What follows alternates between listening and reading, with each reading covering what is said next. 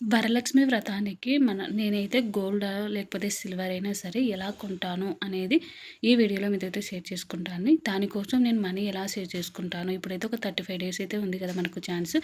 ఇప్పుడు నేను ఎలా గోల్డ్ అలాగే సిల్వర్ అనేది ఎలా కొంటాను, ప్రతి ఒక్కరికి వరలక్ష్మి వ్రతానికి ప్రతి ఆడవాళ్ళకు ఎంతో కొంత గోల్డ్ కానీ సిల్వర్ కానీ మనకున్న స్తోమత ప్రకారం ఏదో ఒకటి తీసుకోవాలని అందరం అనుకుంటూ ఉంటాం కదా.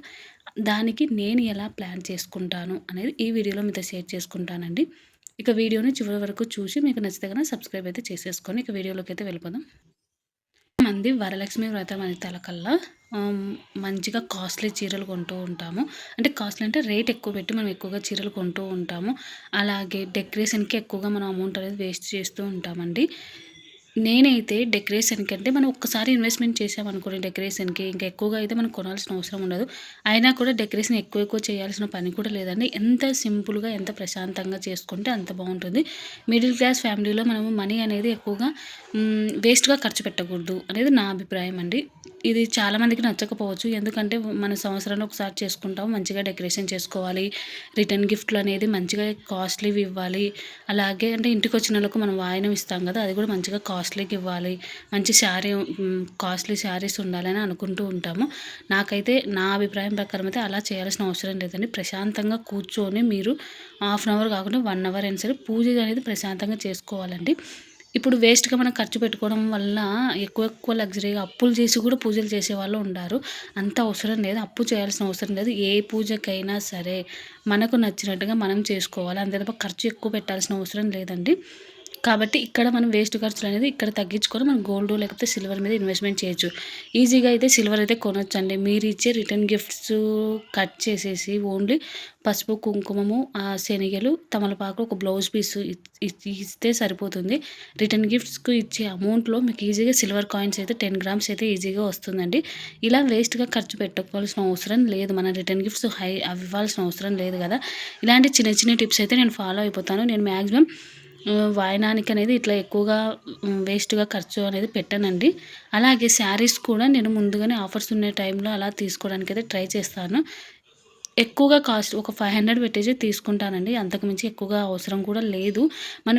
అలాగే అమ్మవారికి కూడా మనం శారీ తీసుకుంటాం కదా! మనం తీసుకుంటాము, అమ్మవారికి తీసుకోవాలి కాబట్టి ఎక్కువగా కాస్ట్ అయితే పెట్టను. నేను అది కూడా వీడియో చేయమంటే నేను ఎలా చేసుకుంటాను పూజ అనేది, అలాగే నాకు ఆ వరలక్ష్మి వ్రతానికి ఎంత అమౌంట్ ఖర్చయింది. నేను మిడిల్ క్లాస్ ఫ్యామిలీలో ఉన్న హౌస్ వైఫ్‌నే కాబట్టి నేను ఎలా మా వరలక్ష్మి వ్రతానికి ఎంత ఖర్చు పెట్టాను, ఏమి కొన్నాను అనేది కూడా మీకు కావాలి అంటే కామెంట్‌లో కామెంట్ చేయండి. వీడియో అయితే చేస్తాను. ఇక మెయిన్ వచ్చేసి శారీ అయిపోయింది.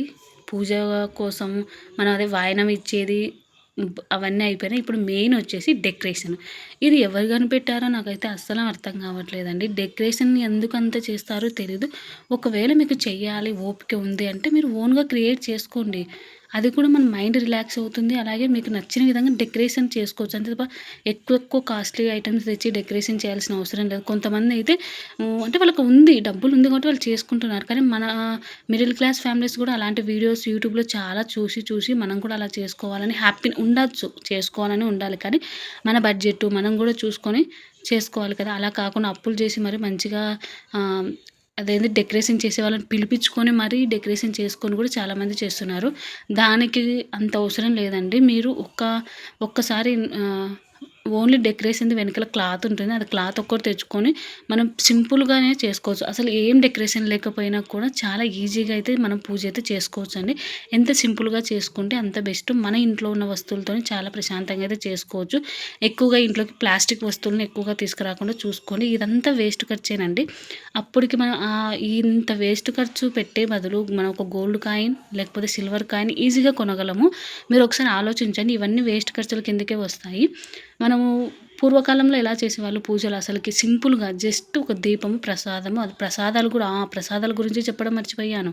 ప్రసాదాలు 9 చేయమంటారు కాబట్టి, ఇప్పుడు 9 చేయమన్నారు కదా అని మీకు అదే ఏదైనా కానండి, ప్రసాదాలైనా, చీరలైనా, లేకపోతే డెకరేషన్ అయినా ఏదైనా మన స్తోమతకి తగ్గట్టుగా మనం ఆహ్, అదే ఆలోచించుకొని చేసుకోవాలి. 9 ప్రసాదాలు చేయమన్నారని మీరు 9 చేయాల్సిన అవసరం లేదు. 5 చేసుకున్నా సరిపోతుంది.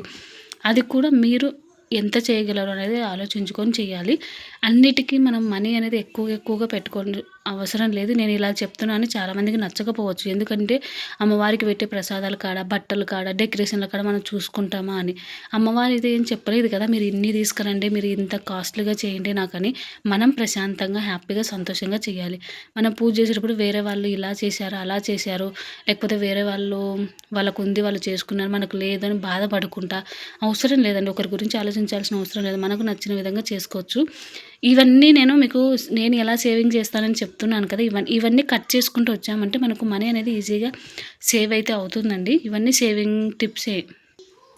ఇక మీకంటూ ఈ 35 రోజులలో ఒక ప్లానింగ్ అనేది పెట్టుకోండి. మనీ సేవింగ్ చేయడానికనేది ఒక టార్గెట్ పెట్టుకోండి. గోల్డ్ కొనగలరా? మీ బడ్జెట్ ఎంతుందనేది. లేకపోతే సిల్వర్ కొనగలరా? ఇప్పుడు నేను ఇవన్నీ చెప్పాను గదా! వీటిలలో మీరు ఎంత వేస్ట్ చేస్తున్నారు? లాస్ట్ ఇయర్ ఎంత ఖర్చు పెట్టారా? అని ఒకసారి లిస్ట్ ఏసుకోండి. ఈ ఇయర్‌లో మీకు అవంతా సేవ్ అయ్యే విధంగా ప్లాన్ చేసుకోండి. దానికోసం మీరు గోల్డ్ కొంటారా? సిల్వర్ కొంటారా? అంటే ఒక్కొక్కరి పరిస్థితి ఒక్కొక్క విధంగా ఉంటుంది గదా! అందరికీ ఒకటే విధంగా ఉండదు కాబట్టి మీ బడ్జెట్‌కి మీ బడ్జెట్‌కి తగ్గట్టుగా మీరు గోల్డా? సిల్వరా? ఏది కొంటారని ఒక టార్గెట్ అని బుక్‌లో రాసుకోండి.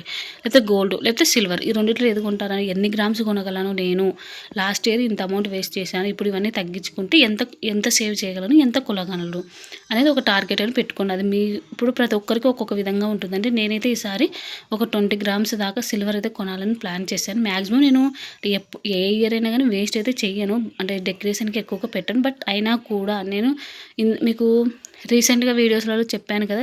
గోల్డ్ అయితే కొనలేనండి. రేట్ ఎక్కువగా ఉంది కదా! కాబట్టి ఇప్పుడైతే సిల్వర్ అయితే ఒక 20 గ్రామ్స్ కొనాలని అనుకుంటున్నాను.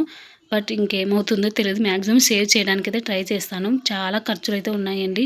అసలకి ఈ ఇయర్ ఈ 3 మంత్స్‌లో అయితే చాలా ఖర్చులైతే ఎక్కువగా ఉన్నాయి. కాబట్టి చూసుకొని నేను మాక్సిమం ఒక 10 గ్రామ్స్ అయినా కొనడానికైతే ట్రై చేస్తానండి.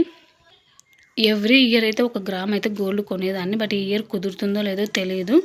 కా ఇల్ ఒక లక్ష్యం అనేది పెట్టుకోండి. కంపల్సరీ ట్రై చేయండి. మీరు కొనాలని ట్రై చేయండి. కనీసం ఒక గ్రామ్ కొనాలనుకునేటోళ్ళు హాఫ్ గ్రామ్ అయినా కొనొచ్చు కదా! అలా ఒక టార్గెట్ పెట్టుకుంటే మనము ఆ టార్గెట్‌కి రీచ్ కాకపోయినా మిడిల్‌లో ఉన్న మనకైతే సగం అయితే బెనిఫిట్ అయితే ఉంటుంది కదండీ!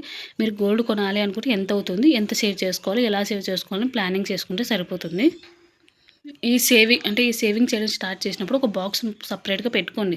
ఇది వరలక్ష్మి వ్రతానికి గోల్డ్ కొనడానికి లేకపోతే సిల్వర్ కొనడానికని స్టిక్ చేసుకోండి. పేపర్ స్టిక్స్ ఉంటాయి కదా! అది పేపర్ మీద రాసుకొని స్టిక్ చేసి పెట్టేసుకోండి. దాంట్లో మీరు ప్రతిరోజు సేవింగ్ చేసుకొని అమౌంట్‌ని వేసుకుంటూ ఉండండి.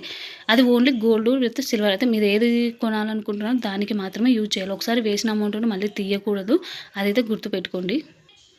రోజు సేవింగ్ చేయాలండి. మీరు రోజు ఎంతొస్తుంది, మీకు రోజు ఎంత సేవ్ చేయగలరు, మీకు ఎంత ఆదాయం వస్తుంది, దాన్ని బట్టి మీరైతే ఆ సేవింగ్ బాక్స్‌లో అయితే వేయండి. ఒక్కరోజు కూడా మిస్ చేయొద్దండి. ఈ 30 డేస్ లేకపోతే 35 డేస్. ఈ 35 డేస్ మీరు అస్సలకు మిస్ చేయకుండా ప్రతిరోజు ఒక అమౌంట్ అనేది వేసుకుంటూ వెళ్తే దాన్ని తీయకుండా ప్రతిరోజు కంటిన్యూగా చేయాలి. ఒకరోజు చేసి 2 రోజులు ఆగి ఇప్పుడు లేదు అని బంద్ చేయకూడదు. అలా చేయడం వల్ల మీకు మనీ అనేది సేవ్ కాదు. మీరు పెట్టుకున్న టార్గెట్ అనేది మీరైతే రీచ్ కాలేరు. ఈ 30 డేస్ మీరు అనవసరమైన ఖర్చులుంటాయి కదండీ! అవన్నీ తగ్గించేసుకోవాలండి. ఈ అనవసరమైన ఖర్చులన్నీ తగ్గిచ్చేసేసుకుంటే మీకైతే మనీ అనేది సేవ్ అయితే అవుతుంది. వేస్ట్ ఖర్చులన్నీ తగ్గించి అవసరం ఉంటేనే మీరు ఖర్చు పెట్టండి. అలా మేనేజ్ చేస్తే మనీ కూడా సేవ్ అవుతుంది. మీరు అనుకున్న లక్ష్యాన్ని కూడా మీరు చేరుకోగలరు.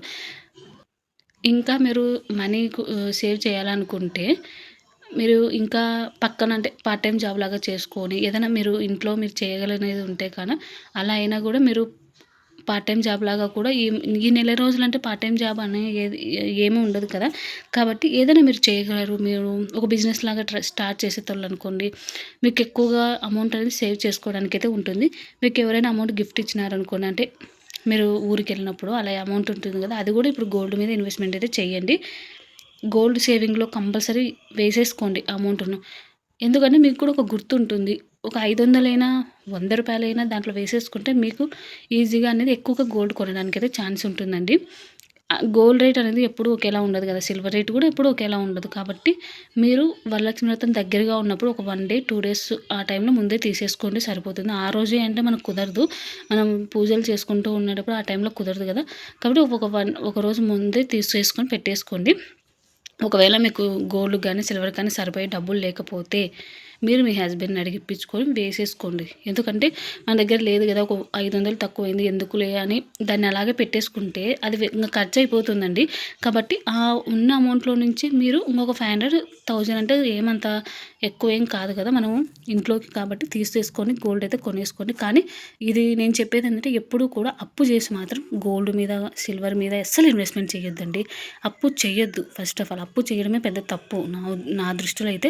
అది ఎప్పుడు అంటే మనకు అత్యవసర పరిస్థితులలో ఇక మనం ఏమి చేయలేము అనే టైంలో ఇంక తప్పదు అప్పుడు అప్పు చేయాలి. చాలామంది లగ్జరీగా బతకడానికి కూడా అప్పు చేసి లగ్జరీగా బతుకుతుంటారు. అంత చూపించుకోవాల్సిన అవసరం అయితే లేదు కదా. మనకు ఉన్నంతలో మనం హ్యాపీగా ఉంటే సరిపోతుంది. కాబట్టి ఎప్పుడు కూడా మీరు అప్పు చేసి అయితే కొనొద్దండి. పొదుపు చేసి మాత్రమే సేవింగ్ చేసిన అమౌంట్‌తోనే మీరు గోల్డ్, సిల్వర్ అనేది కొనుక్కోండి. వరలక్ష్మి వ్రతానికి మేము ఇవన్నీ కొనలేమండి, గోల్డ్, సిల్వర్ ఏమీ కొనలేము అని అనుకుంటే మీరు ఓన్లీ ఆ రోజు ఓన్లీ సాల్ట్ ప్యాకెట్ తెచ్చుకున్నా కూడా మీకు మంచిగానే ఉంటుందండి.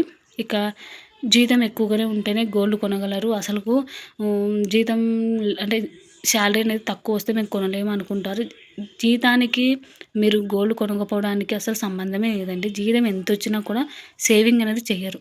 మెయిన్ ఇక్కడ మ్యాటర్ ఏంటంటే ఎంత జీతం వస్తుందనేది ఇంపార్టెంట్ కాదు. మీరు ఎంత సేవ్ చేస్తున్నారనేది ఇంపార్టెంట్. సేవ్ చేసేదాన్ని బట్టి మీరు గోల్డ్ మీద, సిల్వర్ కానీ ఏదైనా కొనగలరు.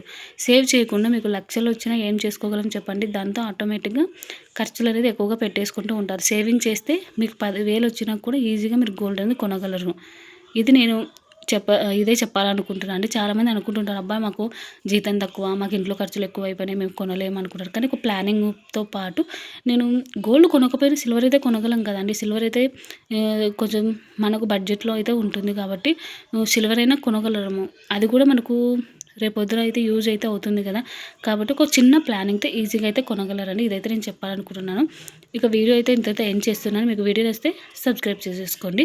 అలాగే నేను వరలక్ష్మి వ్రతానికి ఎలా ప్లాన్ చేసుకుంటాను అనేది మీకు వీడియో కావాలి అంటే కంపల్సరీ కామెంట్లో కామెంట్ చేయండి. తప్పకుండా అయితే నేను షేర్ చేస్తాను. ఎందుకంటే నేను లాస్ట్ ఇయర్లో అప్పుడు చేసుకునేటప్పుడు నాకు ఒక ప్లానింగ్ అంటే నేను ప్రతి ఇయర్ ప్లానింగ్ అనేది చేసుకుంటానండి. గోల్డ్కి అయితే ముందే 2 మంత్స్ ముందు నుంచే ఆలోచిస్తూ ఉంటాను, ఎలా సేవ్ చేసుకోవాలి, ఎలా కొనాలి అనేది. ఈసారి అయితే గోల్డ్ కొనలేము, బట్ సిల్వర్ అయితే కంపల్సరీ కొంటాను. ఒక 10 గ్రామ్స్ అయినా కొనడానికి అయితే ట్రై చేస్తానండి. ఇక వీడియో అయితే ఇంత ఏం చేస్తున్నాను, మీకు నచ్చితే సబ్స్క్రైబ్ చేసేసుకోండి. అలాగే మీకు వీడియోలో ఏదో ఒక పాయింట్ నచ్చితే మీ ఫ్రెండ్స్ అండ్ ఫ్యామిలీకి షేర్ చేసేసేయండి. Thank you.